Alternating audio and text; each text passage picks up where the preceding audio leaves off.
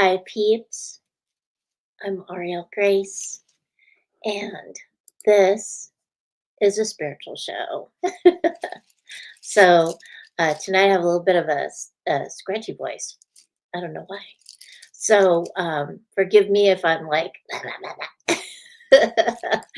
anyway, hey, Mary Bowberry. All right. So, tonight I have a big surprise for you. I worked on it last month. It works. It's going to be very fun for us. I'm going to talk about flourish and flourishing and March and how awesome it is for March. All right. So I do would love it if you want to sign up for my newsletter. It goes out once a month at the beginning of the month. You can go to aurielgrace.net and click it's on the front page, and you just scroll down and you can sign up for the newsletter. That way you get updates of what's going on during the month, and also like a fun message. Okay. Right now there is a Kindle sale going on for the Lucy Prophet Psychic Girl series. This is book one. I think it's free until tomorrow. And then the rest of the books are 99 cents. Okay. So hop on over to Amazon and check it out. See if you want to read it. And then while you're doing all that stuff, also check in with my blog. I'll be posting the blog posts this month on my social media, so you can check out like the show notes and things like that for the blog. Hey, Dana, Bobina. Okay, so we're doing all kinds of fun singing tonight. Hopefully, my voice will last. All right. So I also have references on the blog post, like if I'm using a book or something like that. That way you can go if you're interested and you can buy a book. Um, I have a lot of books that I reference. Some of the books that I reference over and over again because those are the books that I normally use. Okay, so hey, Mom. Okay, so it's March. March is a great month. It's a 3 in numerology, and threes are all about being creative and being noticed. So this is a great month if you want to like start something, if you are like showing off stuff on social media, things like that. So it's a great month for that. Now, we do have some crazy energy going through this month. You're probably like going, what happened? But it's okay. So, but we do have this Friday, Mercury is going retrograde. Venus is already retrograde. There's going to be, I think this Friday is the total lunar eclipse. And then we have spring equinox, and then we have the solar eclipse at the end of the month. Eclipses are about eclipsing out stuff that doesn't serve you, like letting go of stuff. And I know I talk about this a lot, but we're human beings. We've been on the planet for however long we've been here, right? Something might come up during the retrograde because retrogrades do that. Anyway, oh yeah, I totally forgot. Oh, I gotta let that go. And so that March is actually a good month to do that because we're going into like new beginnings and new things and new growth, and winter is ending. And so we're getting to that place of like, we're going from winter kind of to spring. And so we're in that like middle area, and we have the spring equinox to celebrate. We'll be talking about that. I think next week I'm talking about that. So, all these good, fun things are going to be happening this month. So, last month we talked about love, and a lot of us were practicing the love mantra, right? And a lot of you came back and you were like, oh my God, I've been doing the love mantra and this is rocking. I'm just feeling so good. Okay, so I'm glad that if you were practicing the love mantra, and if you're still practicing it, that's great too. And you should always practice the love mantra, reminding yourself that you are love. You are that. You were created from love, and so you are. Okay, so the love mantra: love, love, I am love. So, for those of you who don't know about the love mantra, you can always go back and check out the videos. You can check out the video, you can go to my blog, you can see the video on my blog. Okay, all right. So, I have a new mantra this month for you to practice. That's why I'm holding my mala. Hey, Rebecca. That's why I'm holding my mala, because we're going to talk about malas tonight too. So, I have a new mantra for you. So, this mantra will require you to say it 108 times. See all these beads there? So I've been saying it. I did my test on it to see if it would work, and it did. Ah, it was great. All right, so I'll tell you what happens after that. But so this is a mala. This is my mala. And you've probably seen malas that have sparkly beads and stuff like that. But when I saw this mala, I was just like, oh gosh, yeah, this is it. And let me get it close so that you can see the beads. These are seeds. Let me see if I can get the light so that you can see it better. There you go. These are seeds. They're from India. And so what mala translates to in Sanskrit is garland. Okay. And so, and then rosary. So some of you might be using or have used a rosary. Rosary in Latin means, in English, it means garland of roses. Pretty cool, huh? That's what I thought. Okay. So bead, a single bead, any bead, comes from the Anglo-Saxon term bed, which means prayer or to pray. Okay.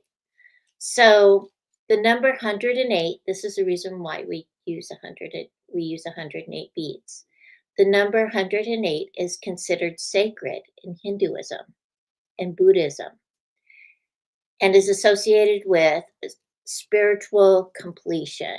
So you're completing your prayer. Malas or prayer beads traditionally have 108 beads to represent the significance of completion or spiritual completion. Okay. So, do you have a mala? Let me know if any of you have a mala. They're easy to make. They are. They are easy to make. So, why a mantra and prayer beads? So the mantra itself helps us focus. We focus our mind as we're praying. It helps with presence. Okay. Okay, Dana, find it. Not right now, but find your mala. So, hey, Iris. Hi, Bonnie. We're talking about malas, and because this is part of the thing that we're going to be doing this month. Okay, so when you use prayer beads and you're practicing with each prayer, you're focusing your prayer or your mantra on each bead, and whatever you're saying, whatever your prayer is, it helps you also feel the prayer or feel your mantra, right? So that's why we're going to use prayer beads. It's going to be like speed dial, because whenever I use my mala and and I start working through what I'm going to be doing, it's like speed dial. Things happen.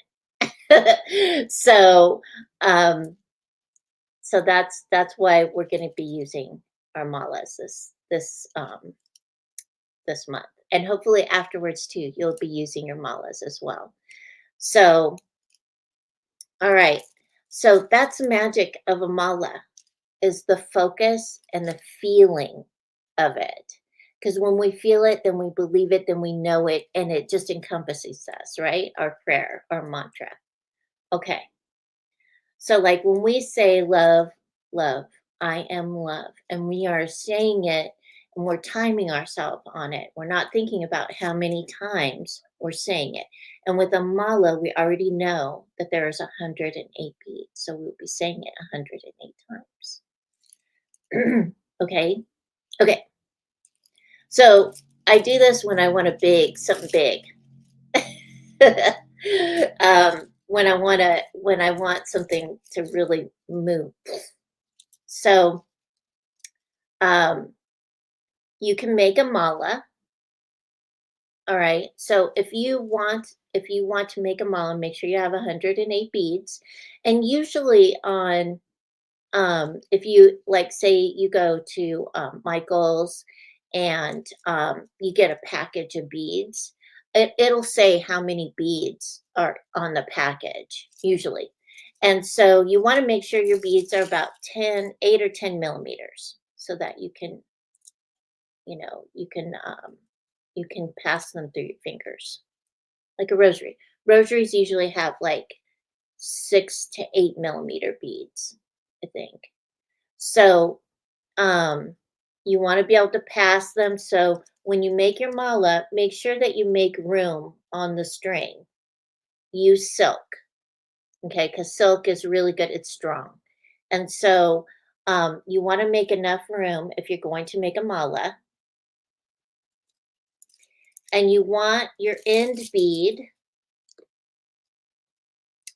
You want your end bead to look like this. You don't have to put the little thingy on the bottom of it, but you want your end bead to look like that so you know that you've finished. Okay. Okay. So if you want to buy a mala, usually you can get malas from metaphysical stores. They usually have them. Or if you go to an event, sometimes they have malas at events. I bought mine actually at a gem and mineral store. The guy was like, I don't know what this is. And I was like, it's a mala. And so he thought these seeds were stones. They're not stones. They're called Rud Rudraksha. Okay. And they're seeds derived from this is legend. The seeds are derived from the tears shed by Lord Shiva and are symbolically associated with protection and vitality. They are grown on this is a Latin word, so forgive me. I know I'm going to mess it up. They're grown on the Ela carpus genitris tree in the Himalayan region. So that's where these beads come from. So I was really excited when I saw them. I didn't know, I knew what they were, but I didn't know where, like they actually came from and stuff. So I was like, oh. So that's where I got it in, I think I got these in Chicago, in Chicago, the city of Chicago. I can't remember what gem and mineral store it was in. I think it was over by Wrigley Stadium. Yeah, I think it was over by Wrigley Stadium. Anyway, okay. So there are many kinds of beaded malas. It doesn't have to be this. You can use any kind of bead as long as you like the beads and you can pass them, you have enough room to pass them through your fingers. All right? It can be any color. They're your beads, they're your prayer beads. So however you want them to be. And they can be different colors and different shapes, different sizes, and use it only for when you're praying. All right? That is its purpose. Hi, Michael Ann. Just like a rosary. We don't wear rosaries. They're prayer beads. We use them to pray with, right? I have a rosary. It's in on my altar right now. Flowers gave it to me because she's sweetie. Okay, so find a mala that resonates with you or make your mala 108 or 54 beads. Okay. Okay. So, and you can use the mala to say the love mantra as well. You can, if you want to. You can speed dial it. That's what I call that's what I call this, speed dial it. All right. So, does anybody have a question about what a mala is? Do you guys have any questions about what a mala is? Because this is about the flourishing thing, right? Because I want you to flourish. So put them in the comments. I'll see them right there in the comments. I'm watching you guys go back and forth. So, Bonnie, hi Bonnie. All right. So our mantra is going to last for 15 days. Okay. So this is March's homework. All right. So, um, and our mantra is, I don't know where I put, oh, there it is. Flourish. I made a prettier one for you guys. So that's our mantra, flourish. All right. Because this is what what mine looks like. And so what I did was I actually did this twice because I wanted to make sure that it would work for y'all. So you can see the lines above, 15 days. And then for the first 7 days, I wrote down how I felt after I did the mantra. And so you can do this too. It might help you with your focus with our homework. Okay. Excuse me. So, all right. So for 15 days, you're going to use your mala and you're going to, with each bead, say, flourish. And you're going to go all the way around the mala to the end, flourish. And then write down how you feel. That's your homework. Now, because it is time to flourish and to step out there into the great beyond, just like the fool does in the tarot. He's going on an adventure, right? Yeah. All right. So I always experiment with the malas, with all of the things that I share with you to make sure that it works. Because I don't want to give you something that busy work. That's not fun. So I figured flourish is a good word to use for March. A lot of people are very concerned about the world and how it is right now. And so I would love to, for us to like do this, the mantra, the flourish mantra, to raise ourselves up, raise our resonance up. So we are aware of what's going on in the world and maybe we are assisting with people that are troubled or that are hurt or that um, bad things have happened to them, whatever it is, and we're there to assist with our compassion and our empathy and our kindness. Okay? Because when we're flourishing, when we feel good about everything around us, it's catchy, right? The energy is catchy. And so when we are in that high vibe, high resonance arena, other people want to come up and match us too. Yeah, you're gonna have some naysayers, but that's okay. Let the naysayers neigh. They can go over and neigh over there until they can figure it out. Right? All right. So I did tweak this because I had a lot of words for each bead, and I was like, nah, I need one word. So say the word flourish. How do you feel when you say it?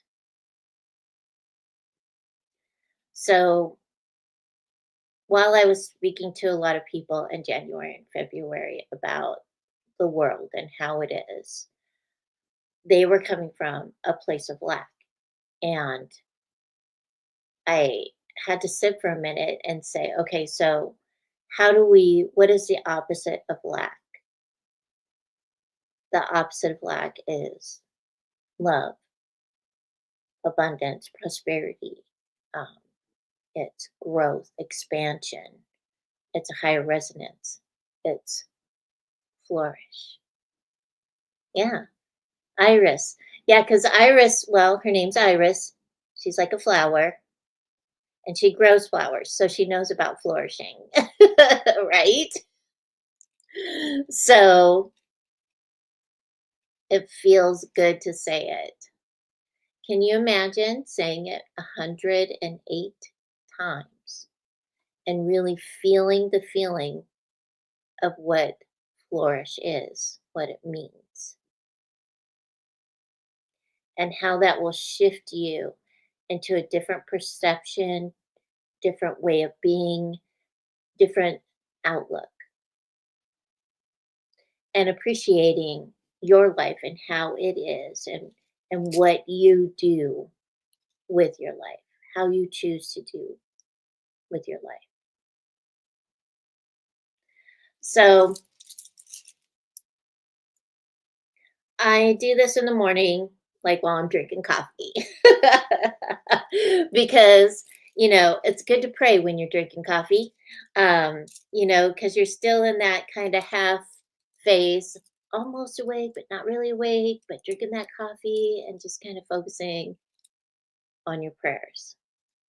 So it is a good thing to do it and feel how you feel during the day. When is a good time for you to do pray? It doesn't matter if it's in the morning or not. I choose to do it in the morning because it kind of starts my day, right? So we want to feel what it feels like to flourish. All right. So when you have your mala and you say your mala, you're actually moving the beads, and with each bead that you move, you feel it. Okay. Because the feeling part of it, that's the magic of praying, is feeling the prayer, feeling it. That makes the prayer, the energy of it come up and move outward. It assists you with that. And with the flourish mala, what it's going to do is you'll probably receive opportunities that will enhance and enrich your life. And that's what we're looking for always, is to enhance and enrich so that the quality of our life is awesome. And then we can show others how they also can do that as well. Right. Okay. So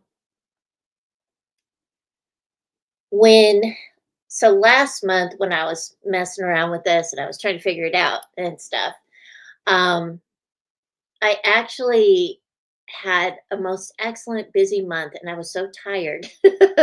But it was a great February, and part January was also pretty great. And each day that I prayed became like a snowball, rolling out. And so it was so awesome to see the flourishing of this mantra. And then the second round, it would just kept rolling and it was beautiful. So I would love to see if you all do this. Let me know, like, how your life snowballs. Okay. Build that energy up. All right. So when we pray, it does shift us. It shifts us in a really nice, calming place, into a beautiful place. And in a way, it helps our inner peace, our our intuition, it helps our inner guidance, it helps connect us, and it helps to transform us, right? So hopefully, after practicing this, you feel that transformation always moving through you, right? And remember that we're all connected. So we're all together moving in the same energetic flow, right? And there's going to be people that will also connect, remember their connection, or like, oh my gosh, I haven't talked to Michael Ann or Bonnie in a while. I better give them a call, find out what's going on, you know. And so you it's almost like you're inviting in those people that will resonate with you as you transform and your resonance goes up. Okay. And then you're more able to hear what your spirit guides and angels are telling you, like the messages from them, and being able to feel comfortable following your inner guidance, right? Peace, being at peace. All right. Okay. So this is how we can contribute to all the weird energy going around, because there is kind of some strange energy. It's like, wow.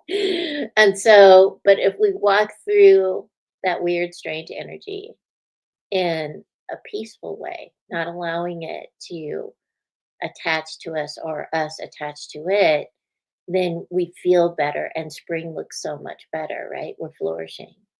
We have to remind ourselves, oh, you know what? I'm not going to buy into that story. That's your story. I am flourishing. I am love, right? So this month is going to be a month of a lot of shifting energy. It is. It's like all over the place energy. But if we can maintain our center and do this mantra, because today is the 9th. So we have 10, so it would be the 19th and the 24th. So if you started this, well, even if you start this tomorrow or the next day, it's the middle of the month that you'll be doing the mantra. And so see how it affects your month so that you can flow through the month with ease and grace. And then in April, we'll see what happens. Okay, because by April, we're flourishing, right? And all the flowers are coming up. So that's what I'm thinking about for this month. Now we're going to be talking about more about like cleansing and clearing, and maybe some mediumship stuff next week, because we're getting closer to the spring equinox.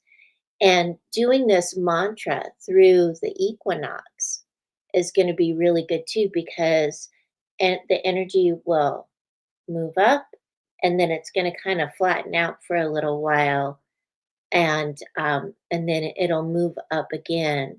I think in May. That's what it's looking like it's going to do.